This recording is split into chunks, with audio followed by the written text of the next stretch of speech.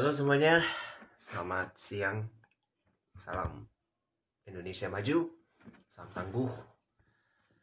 Bersama kita bersatu mencegah dan melawan COVID-19. Apa kabar? Semoga dalam keadaan baik-baik aja. Ini video saya buat untuk gak cuma buat Instagram, tapi juga buat YouTube. Mana ada sesuatu yang saya kira penting untuk saya sampaikan pada kesempatan yang baik ini. Mengenai apa yang barusan menjadi unggahan terbaru saya di Instagram. Barangkali teman-teman kalau mau melihat, ya harus follow Instagram saya dulu. Karena Instagram saya private, ya. Namun bagi teman-teman yang sudah follow Instagram saya, ya silakan dilihat apa yang menjadi unggahan terbaru saya di Instagram. Dan di situ saya mengunggah kembali unggahan dari Gubahan Sastra dan juga dari Hero dari Erlangga yang menyatakan bahwa beberapa YouTuber senior, YouTuber legenda itu sudah mulai mengalami penurunan dalam pembuatan konten maupun ke penontonannya atau viewershipnya, maupun juga ada yang bahkan menyatakan pensiun dari dunia YouTube, mobil khusus beberapa YouTuber Indonesia. Nah, melalui unggahan ini yang saya buat dengan menggunakan live Instagram, saya ingin menyampaikan ya. Izinkan saya menyampaikan satu hal dulu, bahwa saya mulai membuat konten untuk YouTube itu sekitar tahun 2015, lebih tepatnya bulan Desember. Persisnya lagi pertengahan Desember 2015. Jadi genap pertengahan Desember 2020 nanti saya ada 5 tahun berkarya di YouTube, ya. Dengan judul awal vlog saya berupa James Notes, kemudian ada beberapa hal yang mempertimbangkan saya untuk menghapus beberapa video lama dari saya, yang kemudian saya rubah lagi namanya menjadi Jackospectives, yang kemudian saya ubah lagi menjadi nama saat ini yaitu Jackos Vlog untuk kanal YouTube saya. Dan setelah 5 tahun saya berkarya di YouTube, tibalah saat dimana akan saya umumkan satu hal yang saya kira penting untuk saya sampaikan. Ya, YouTube Indonesia dulu dan sekarang sangat berbeda. Dimana dulu ada beberapa YouTuber yang memiliki konten-konten yang positif, yang mengedukasi, yang menghibur, sesuai dengan target pasar yang masing-masing, dan dijadikan platform untuk mengeluarkan karyanya. Dan dijadikan platform untuk mengeluarkan opininya secara kritis, objektif, independen, dan juga tidak bias. Gitu. Anda mungkin tahu seperti Tara Arts yang kemudian membagi channelnya menjadi Tara Arts Movie maupun Tara Arts Game, kemudian Kevin Anggara, Edozel, Vengeance, kemudian Reza Arab, Octavian, Last Day Production, kemudian ada apa lagi yang dulu ya, yang dari Indonesia. Edozel tadi sudah, kemudian ada Eno Bening, ada Bayu Skak, dan ada Skinny Indonesia 24, dan banyak lagi yang awal-awal itu saya ikuti. Ya, ketika saya mulai mengenal mereka, dengan konten-kontennya itu bagus. Dan seringkali diundang dalam acara YouTube Funfest. Ya.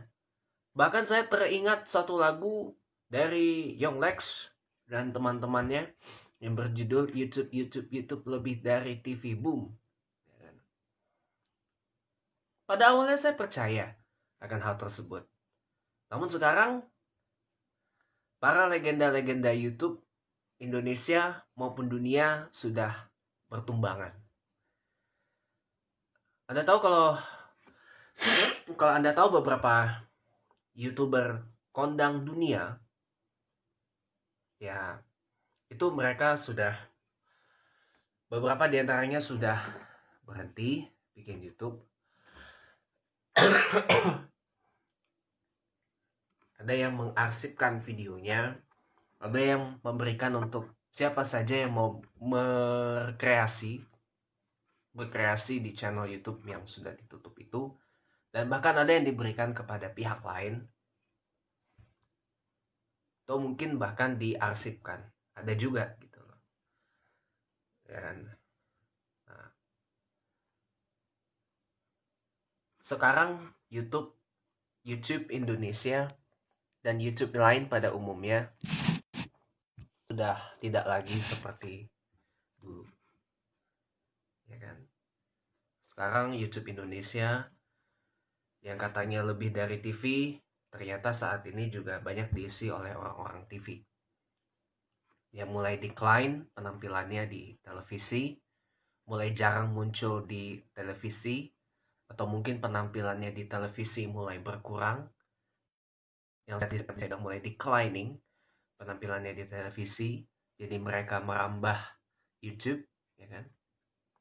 Dan sekarang isinya Masya Allah, kalau untuk konten yang dari Indonesia, kalau enggak pamer harta, cerita settingan, atau enggak gosip-gosip selebriti yang kita udah sering melihatnya di televisi, ternyata dibuat juga infotainment gosip di YouTube.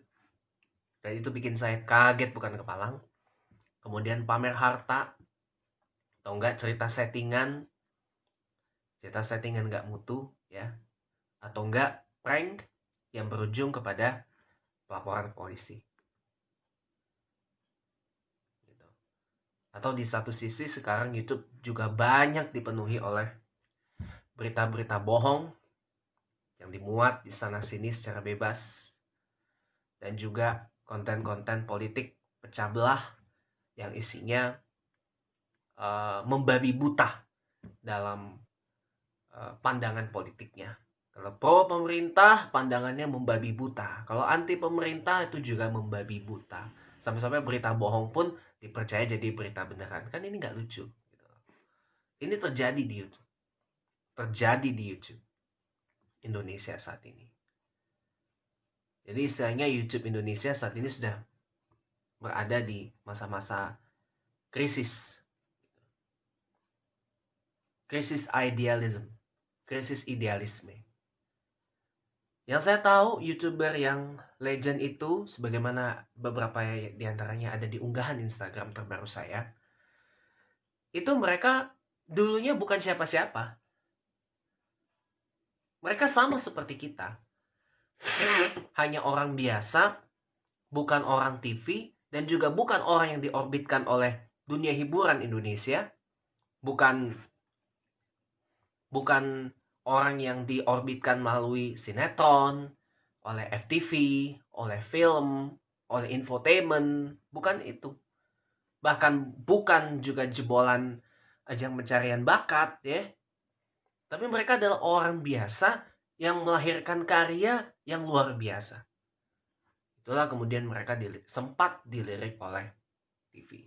Kemudian sudah tidak lagi. Sekarang YouTube hanyalah YouTube, teman-teman. Yang sejatinya merupakan bisnis dari Google. Bisnis video making dari Google. Yang tentu saja orientasinya adalah keuntungan.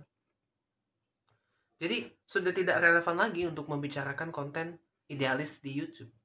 Konten anti-mainstream, konten yang berlawanan dengan arus YouTube itu sudah nggak relevan lagi. Sekarang mereka orientasinya keuntungan. Jadi konten yang membuat pengiklan itu mau untuk beriklan di videonya YouTube itu akan menjadi pemasukan buat YouTube-nya sendiri. Karena ada Google AdSense. Google AdSense selain mengalir ke kita, itu juga mengalir ke YouTube itu sendiri. Juga mengalir ke Google.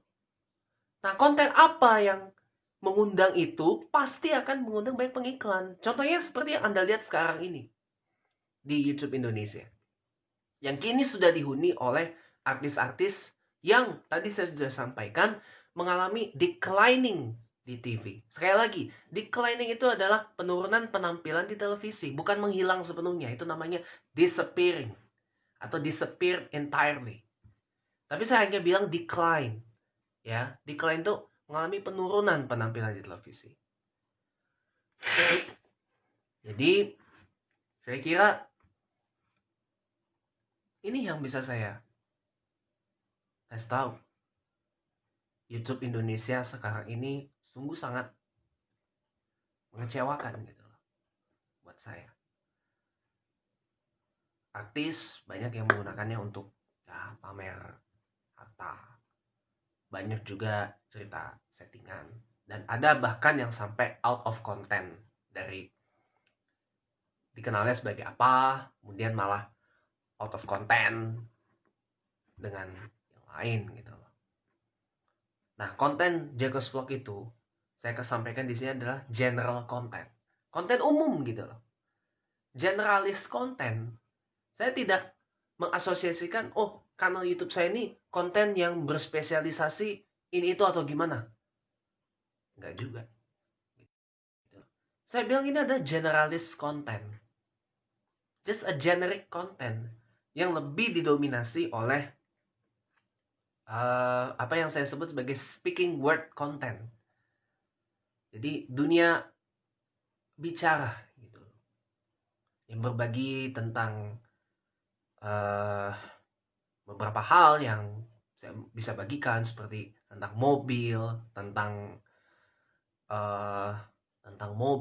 tentang peristiwa terkini, tentang segala macam, berbagi perasaan juga saya mau bagikan. Namun sebelum saya ke inti dari argumen saya itu, saya ingin juga menyampaikan satu hal yang biasa saya hadirkan di kanal YouTube saya dengan sebutan menjawab hater. Izinkan saya menyampaikan di sini. Tadi salah satu hater saya, yang kebetulan adalah mama saya sendiri, nuduh saya yang enggak ya kan. Seperti misalnya kalau saya makan nggak kira-kira dan saya nggak punya rasa malu atau segala macam, saya ini masih punya rasa malu. Saya masih punya rasa malu, teman-teman. Jadi jangan termakan omongan mama saya yang menyatakan saya nggak punya rasa malu. Saya ini masih punya rasa malu sebenarnya. Dan kalau misalnya mama saya suka bilang saya kalau makan nggak kira-kira, saya makan masih kira-kira kok. Dan saya tahu kapan diri saya kenyang. Cuma karena memang saya orangnya suka makan, ya itulah saya makannya banyak. Gitu loh. Apalagi kalau makanan itu makanan yang saya suka. Tambah lahap saya makan. Dan saya orangnya tuh suka makan banyak. Kalau makanan itu tidak istilahnya ya saya biasa aja sukanya. Paling saya hanya ambil secukupnya. Kalau saya ada uangnya, kalau saya ada uang pasti saya beli makanan yang saya suka. Dan saya memang suka makan banyak gitu loh. Jadi bukan saya makan nggak kira-kira tuh muntah atau gimana. Kalau saya muntah itu tandanya, contoh nih, saya sekarang ini lagi dalam keadaan pilek. Karena saya ini pilek karena alergi dingin. Rhinitis alergi gitu loh. Rhinitis allergic kalau bahasa kedokterannya. Nah, kalau mau tanya-tanya tentang kedokteran itu jangan tanya saya. Anda bisa tanya ke beberapa dokter. Sebagian dokter kan juga ada di YouTube ya, seperti Dr. Clarin Hayes dan banyak lagi. Beberapa dokter-dokter yang terkenal, Anda bisa tanya, apa itu rhinitis allergic? Kalau Anda tanya saya hanya bisa jawab alergi dingin. Udah, itu aja.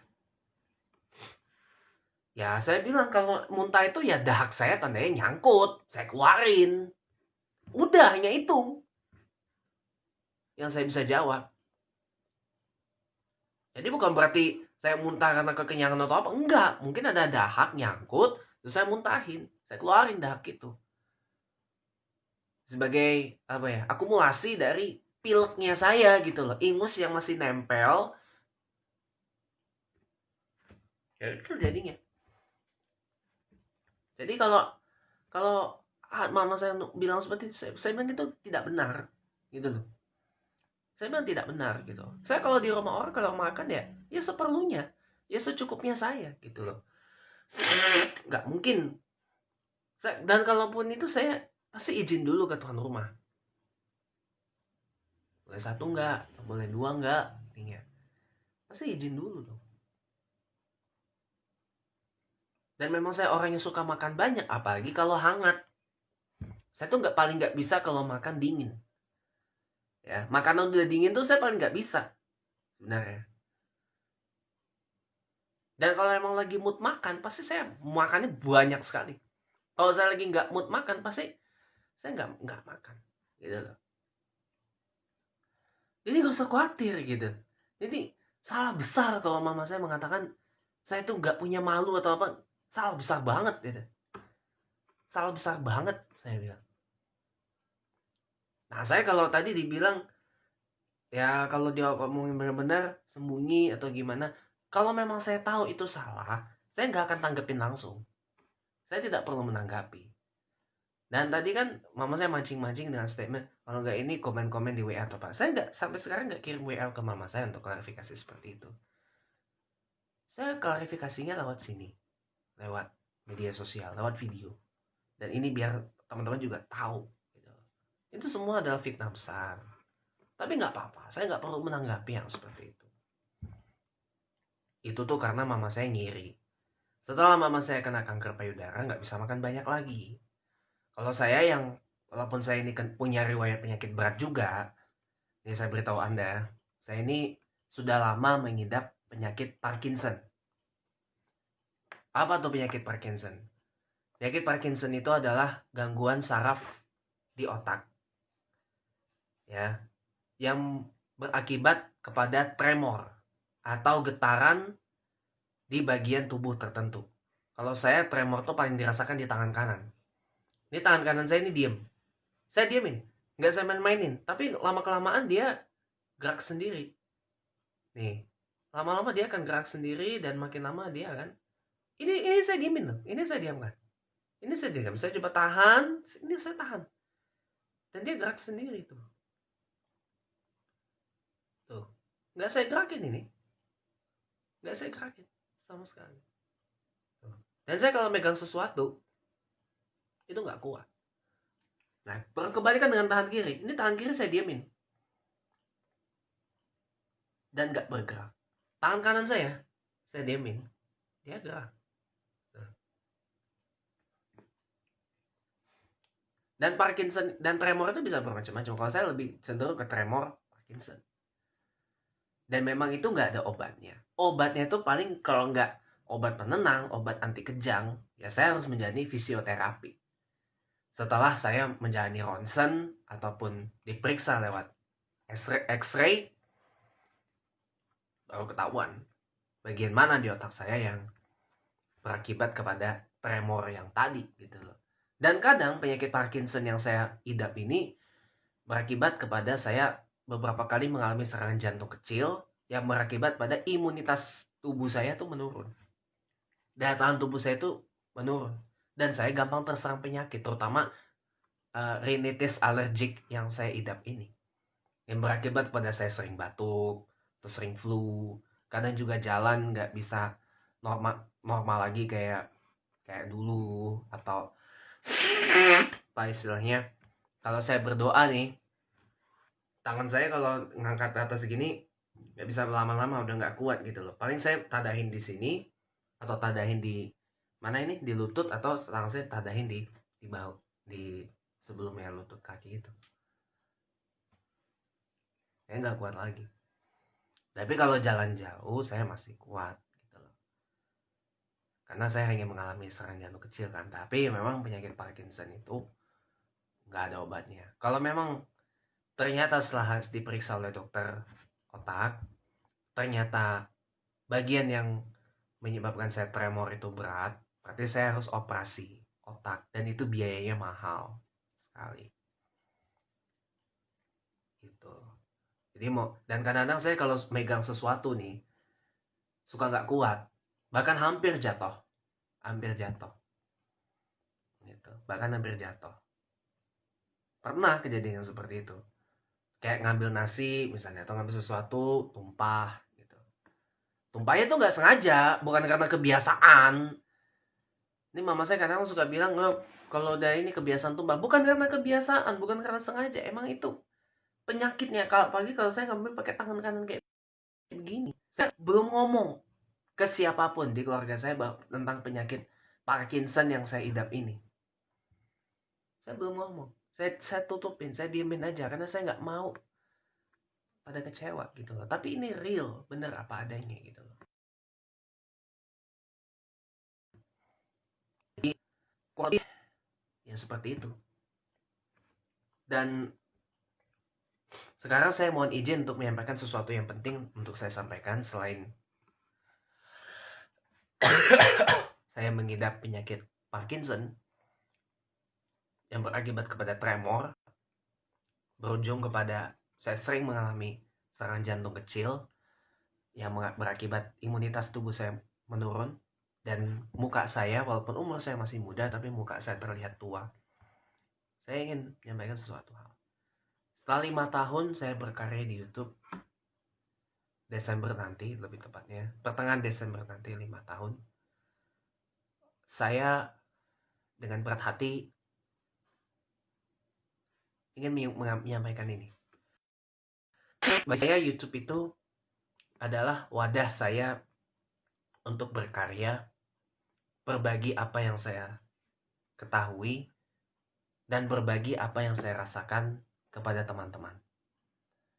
Saya jadikan YouTube itu sebagai platform berbagi ilmu pengetahuan, berbagi perasaan, berbagi wawasan, dan juga mengkritisi apa yang salah dengan cara yang objektif dan yang benar itu harusnya bagaimana.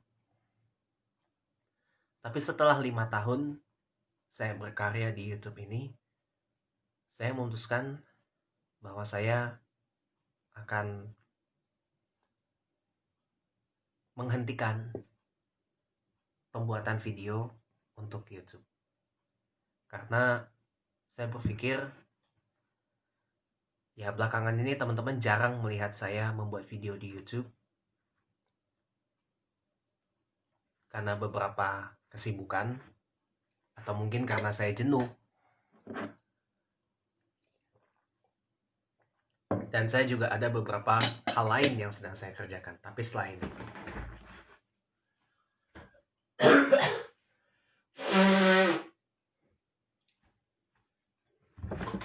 kita kembali. Saya ada beberapa kesibukan. Pertama, saya ini sudah berada di tahun-tahun terakhir kuliah saya di Universitas Terbuka.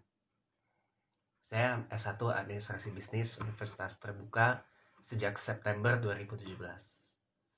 Dan sekarang saya baru memiliki 97 SKS. Ketentuannya kalau di Universitas Terbuka itu, untuk memenuhi syarat kelulusan yang pertama, yaitu pembuatan karya ilmiah, itu harus 110 SKS dan tidak ada nilai E di sana. 110 SKS itu sebentar lagi sudah saya capai. Karena saya yang kurang 13 SKS lagi. Dengan catatan sekali lagi tidak ada nilai E di dalam semester yang ini. Mudah-mudahan maupun semester yang akan datang. Gitu. Kemudian tentu untuk pembuatan karya ilmiah tidaklah mudah. Karena saya harus mencari sumber-sumber ilmiah yang tentu saja bukan dari internet, tetapi dari sumber-sumber ilmiah yang lain, seperti jurnal akademik, buku, yang dimana saya mungkin akan banyak berada di perpustakaan, baik itu perpustakaan nasional maupun perpustakaan kampus, seperti perpustakaan kampus UI, untuk mencari bahan atau mungkin koran-koran atau media-media yang bisa dijadikan acuan untuk pembuatan karya ilmiah itu. Dan karya ilmiah itu bukan hanya satu halaman. Anda coba googling aja beberapa contoh karya ilmiah yang dihasilkan oleh alumni Universitas Terbuka. Dan itu berhalaman-halaman. Jelas itu akan menyita waktu buat saya. Dan saya rasa untuk pembuatan video di YouTube itu saya stop dulu. Itu yang pertama. Yang kedua, saat ini saya terlibat sebagai pengajar utama di sebuah lembaga pendidikan non formal yang lebih mengajarkan soft skill yang bernama Rumah Kelompok Belajar dan Asah Bakat Nusantara atau disingkat Rumah Kebab Nusantara. Nanti teman-teman kalau mau follow Instagramnya saya berikan di untuk YouTube saya berikan di kolom komentar di bawah video ini.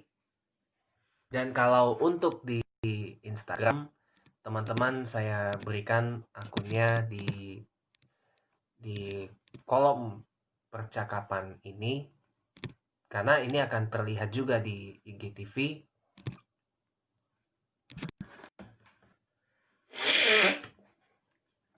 Mungkin akan terlihat juga di IGTV atau di rekaman live saya. Jadi bisa di follow aja. Kalau untuk YouTube nanti akan saya taruh di kolom deskripsi yang ada di bawah. Nanti ya, saya setiap Sabtu Minggu mengajar bahasa Inggris di Rumah Kebab Nusantara yang lokasinya tidak jauh dari rumah orang tua saya kali ini. Gitu loh. Masih di perumahan Bumi Bintang Permai, tapi lokasi saya mengajar itu ada di wilayah namanya Bintaro Rosalia. Yang secara administratif itu sudah masuk di Kecamatan Pondok Aren, Tangerang Selatan, Provinsi Banten. Sedangkan rumah orang tua saya berada di Kecamatan Pesanggerahan di Jakarta Selatan. Jadi memang perumahan Bumi Bintaro Permai ini berada di dua wilayah yang berbeda. Jadi kayak berbatasan gitu ya. Nah, jadi itu saya mengajar dari jam 1 siang sampai jam setengah 5 sore atau jam 4.30 sore waktu Indonesia Barat. Kemudian, tapi saya standby di sana itu dari pagi karena untuk mempersiapkan bahan materi, bahan pengajaran, itu kan. Jadi harus profesional dong untuk bisa ke sana.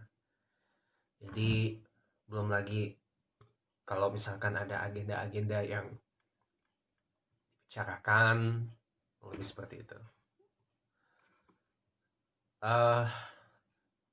Jadi itu benar-benar sangat dua kegiatan yang tadi, kegiatan perkuliahan saya dan sebentar lagi kemungkinan saya akan membuat karya ilmiah sebagai syarat pertama lulus dari Universitas Terbuka, kemudian menuju ke tahap akhir yaitu tugas akhir program ujian lisan, di mana untuk bisa lulus dari TAP itu minimal tuh C nilainya, dan itu ujian esai.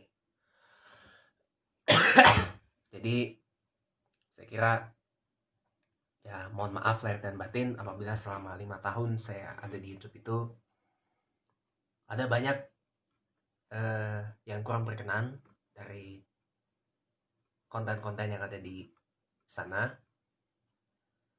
Dan saya tidak menghilang dari YouTube. Namun saya akan tetap ada di YouTube, tapi hanya sebagai viewer biasa yang memberikan like kepada video-video yang menarik, yang berkualitas, yang menghibur, yang membawa wawasan dan membawa ilmu pengetahuan dan menarik tentunya. Dan kalau ada channel yang menarik di YouTube, sudah pasti saya subscribe. Tidak perlu khawatir. Jadi saya akan kembali ke zaman sebelum saya aktif membuat video YouTube. Saya tidak menghilang sepenuhnya dari YouTube dan mudah-mudahan kita bisa bertemu lagi di kesempatan yang lain. Namun tenang, saya tetap akan menyapa teman-teman melalui platform yang lain seperti Instagram Live, Periscope. Nanti saya berikan Periscope saya dan juga saya akan kembali bersiaran di Facebook Live mulai minggu depan, mudah-mudahan. Karena saya tahu banyak teman-teman yang kangen dengan siaran Facebook Live saya. Dan sementara hanya itu yang bisa saya sampaikan dan saya juga sejak 2015 itu juga main di beberapa aplikasi medsos live streaming atau live chatting yang sebagian besar itu sudah tidak ada. Di Clip on You, iClub, Fame, kemudian Halustar, siaranku itu juga sudah menghilang. Diganti dengan aplikasi live chatting di mobile. Yang terakhir banget saya hapus itu adalah Yome, yang saya diberitahu katanya Yome Live itu sudah bergabung dengan Nimo TV, yang akrab kalau Anda ada para gamer pasti akrab dengan itu, dengan Nimo TV. Kemudian beberapa lagi seperti Mango yang kuning ya, bukan Mango yang ungu yang isinya begitulah. Bigo Live, Hai, apa semua itu sudah saya hapus. Dan di Hakuna pun saya udah mulai jarang nongol karena pengalamannya buruk. Di aplikasi live chatting kayak gitu, pengalaman saya buruk. Kecuali kalau di aplikasi live chatting yang kebanyakan adalah user dari luar. Seperti Yala, yang kebanyakan itu ada dari orang Philippines, paling banyak. Atau mungkin Hai yang diseleksi, ininya host itu dari mana dan sebagainya. Cuma kayak ada ini kurang sedikit gitu ya. Jadi saya hanya bisa bilang begini pada teman-teman, pengalaman saya jelek di sana, dimana saya kalau misalnya saya pakai bahasa Inggris itu ujungnya tuh dibully, ujungnya tuh dirundung, dihina gitu loh, dengan perkataan-perkataan yang tidak pantas lah gitu loh, hanya karena bahasanya beda. Dan kemarin di aplikasi yang baru saya main, yaitu Yoyo, namanya Yoyo Live, saya kaget sekali. Ada yang mengatakan, kamu nggak bisa, ada orang korban rasisme yang mengatakan, kamu kalau nggak bisa bahasa Indonesia, ya udah, jangan tinggal di Indonesia, pergi sana gitu. Itu saya berpikir kacau sekali gitu. Dan ini udah terlalu hipokrit, saya bilang. Ketika orang Indonesia ngomong bahasa Inggris, Anda bully, Anda rundung, Anda hina dengan ucapan sok Inggris atau nggak cinta Indonesia dan segala macam. Justru orang itu pengen bisa. Dan kalau Anda judge seperti itu akan jadi mental block. Dan itu bahaya. Gitu loh. Percuma kan akhirnya belajar 12 tahun SD, SMP, SMA bahasa Inggris. Tapi nggak bisa ya karena Anda seperti itu.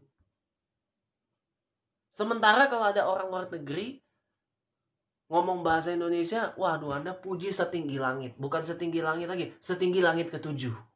Bahkan. That's hypocrite gitu loh. Itu hipokrit banget. Tau gak sih? Hipokrit tuh munafik banget, tau gak sih? Munak banget gitu loh. Yang saya sering lihat juga di beberapa tempat, ya, ada bule, ada turis asing. Anda berbondong-bondong minta foto, padahal mereka bukan siapa-siapa. Itu saya lihat sendiri. Saya berpikiran itu itu hal yang tidak pantas untuk dilakuin gitu. Tapi it's okay lah. Ya memang karena pengalaman saya jelek di situ. Makanya saya berpikir sudahlah daripada pakai Inggris, sudah pakai di Wishing pun saya ada dan saya ngobrol pakai Inggris diperlakukan dengan tidak baik juga hanya karena bahasanya yang berbeda atau ya saya bikin konten di Wishing isinya lagu-lagu mancanegara, peminatnya kurang dan nggak bisa itu kayak recehan banget gitu loh ya.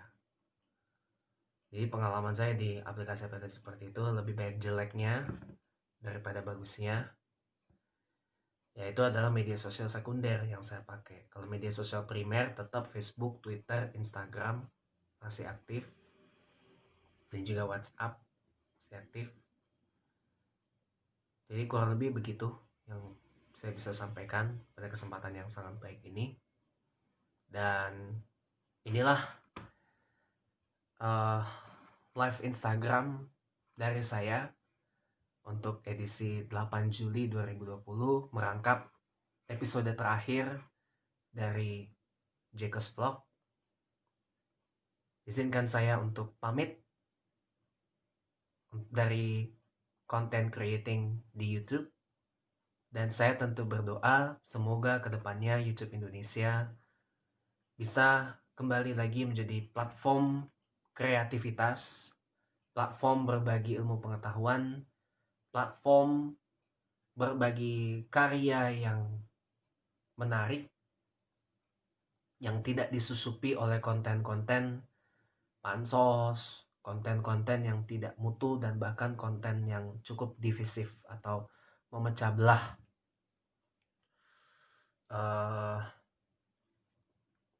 bangsa kita. Dan mohon maaf apabila selama 5 tahun saya berkarya di YouTube ada yang kurang berkenan di konten-konten yang saya buat. Inilah saya, James Cohen Smith Percival Rockefeller Rothschild Windsor, dan saya izin untuk undur diri dari hadapan Anda di YouTube, teman-teman. Kita masih bisa ketemu di YouTube, walaupun saya di YouTube hanya sebagai viewer biasa. Dan saya alihkan pembuatan video saya kepada Instagram, pada Facebook Live,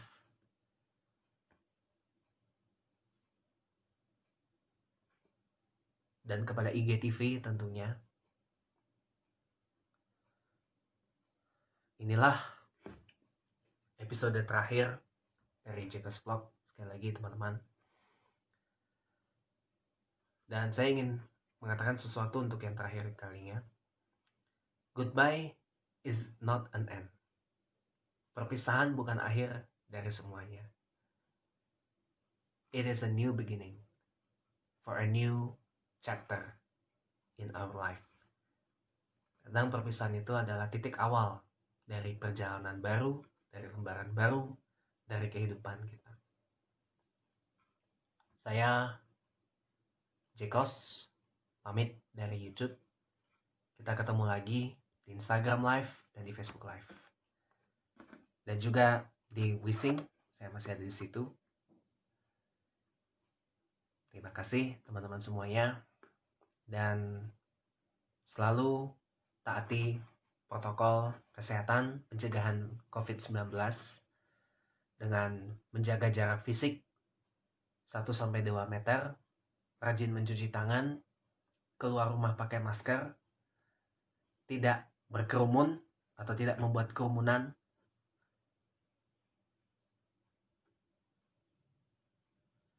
dan tetap berdoa sampai vaksin COVID-19 itu ditemukan atau ada untuk kita. Terima kasih teman-teman semuanya, dan kita jumpa lagi pada forum-forum yang lainnya. Selamat sore.